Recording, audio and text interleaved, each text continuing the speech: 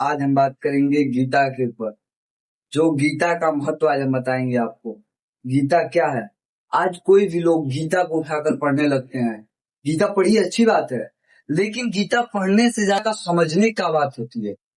गीता पढ़ने से ज्यादा गीता समझना आना चाहिए। गीता तो कोई भी पढ़ सकता है, गीता समझ में आनी चाहिए। अब इस टॉपिक पर बात करेंगे कि गीता कैसे पढ़ना शुरू करें। तो गीता हम लोग इसमें 18 अध्याय होते हैं, तो हम 18 अध्याय तक कैसे पढ़ें? तो हम पहला अध्याय है कुरुक्षेत्र के युद्ध में सैन्य निरीक्षण। कुरुक्षेत्र के युद्ध में सैन्य निरीक्षण पहला अध्याय है। दूसरा अध्याय गीता का सार, और इसमें तीसरा अध्याय है कर्मयोग। चौथा अध्याय है दिव्य ज्ञान। तो इत्यादि अनेक अध्याय हैं इसमें। तो हमें इसको शुरू मतलब स्टार्टिंग से पढ़ना पड़ेगा। कुरुक्षेत्र के सैन्य निरीक्षण से हमें, तो हम गीता की स्टार्टिंग सैन्य निरीक्षण से करेंगे। और इसमें एक बहुत अच्छा श्लोक है जो हम जानते हैं कि कर्मण्येवाधिकारस्ते मा फलेषु कदाचन कर्म फल हेतु संगोष्ठो मा कर्मणि। तो इसका अर्थ ये है, कृष्ण भगवान कहते हैं कि कर्म करते रहो, फल की चिंता ना करो। तो अर्जुन इस पर तर्क करते हैं कि भगवान हम कर्म तो करते हैं, लेकिन फल की चिंता क्यों ना करें। तो कृष्ण भगवान बताते हैं हमें कि जो फल होता है वो भगवान के द्वारा दिया जाता है। तो हम उस फल को जाने। और एक और श्लोक है इसमें, प्रेमानंद जी महाराज बताते हैं जो कि कृष्णाय वासुदेवाय हरे परमात्मा ने प्रातः क्लेशनाशाय गोविंदाय नमो नमः। तो गीता जो पढ़ता है वो उसका माइंडसेट और किसी और का माइंडसेट एकदम अलग हो जाएगा। उसके अंदर विनम्रता आ जाती है, दया की भावना आती है। और प्रेमानंद जी महाराज जो हमेशा कहते रहते हैं नाम जप करने के लिए, आप प्रतिदिन नाम जप करते रहिए। और नाम जप करते करते आपके अंदर जो भाव प्रकट होता है, इस समय किसी भी व्यक्ति से आप पूछिए तो उसको ये लगता है डिप्रेशन में डूब चुका है, वो उसके ऊपर विचार का फॉर्मेस अधिक हो चुका है, वो अधिक सोचने लगा है। लोग ज्यादा डिप्रेशन में क्यों जाते हैं? अकेले रहते हैं और ज्यादा सोचने लगते हैं कि ये हो जाएगा वो हो जाएगा। नहीं, ज्यादा सोचने से नहीं होता है, आपको करना होगा। और इस गीता का प्रचार मैं नहीं कर रहा हूँ, इस गीता को बता रहा हूँ कि पढ़ना होगा। और इस गीता को पढ़कर हम अपने भारत को बदलेंगे, नए भारत का निर्माण करेंगे। और इस गीता में एक और बात है कि गीता जो पढ़ता है वो अपने आप को बदल देता है, अपने आसपास को बदल देता है।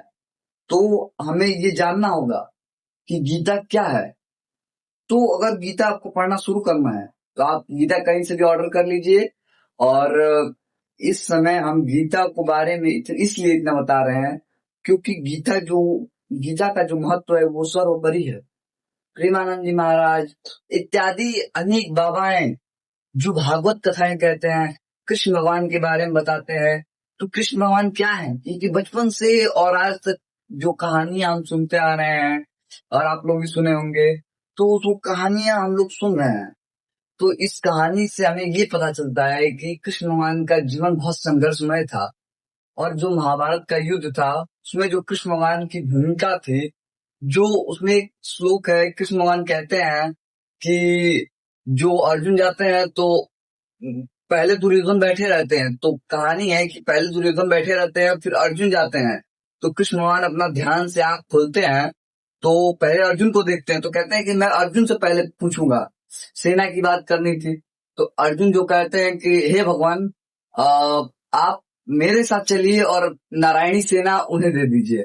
और नारायणी सेना दुर्योधन के साथ चली गई और कृष्ण भगवान अर्जुन के साथ। तो और इस युद्ध में एक और बात मानी जाती है कर्ण की।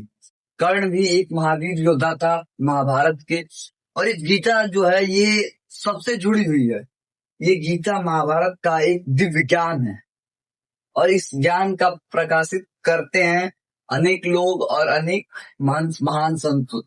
तो इस गीता का महत्व बहुत सर्वोपरि है।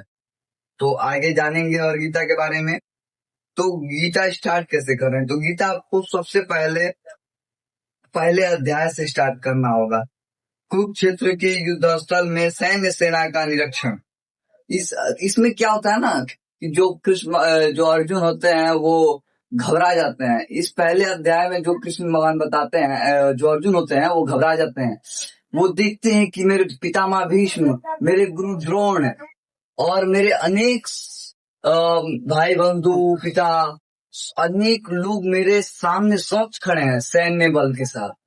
तो वो घबरा जाते हैं और वो धनुष त्याग देते हैं।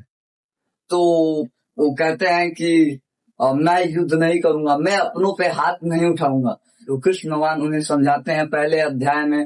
वो अध्याय पहला वो समझाते हैं और सभी सेनाओं के बारे में पता चलता है।